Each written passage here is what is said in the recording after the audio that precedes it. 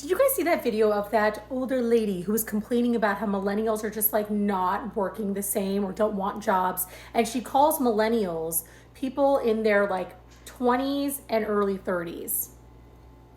And I'm a millennial. I'm 41. I'm about to turn 42. And actually, when I used to work in recruiting, I worked at Goldman Sachs and I worked at a law firm. And when I worked in recruiting, we were learning about millennials then. And it was my generation. I was very young in recruiting, and we were learning about this millennial generation and how we are going to be recruiting them, right? Because each generation has its own quirks.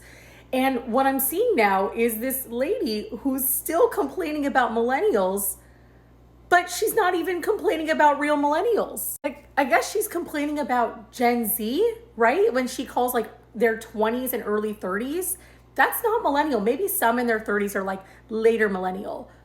But why why is it whenever somebody who's older is complaining, it's always millennials? Even when it's not even us. Like, we have our own issues. We have a lot of stuff that we have to deal with, okay? I remember when I worked at Goldman Sachs, my God, and I got a phone call from someone. I had a document that I sent out. It was a 2-sided document. And I get a call from someone who's like, hey, I can't find the other document. And on the phone, I remember saying to this person, flip over the paper. I had people coming to interviews with their mothers who were coming to like sit in the waiting room. And listen, millennials have our ups, we have our downs, everything in between each generation does.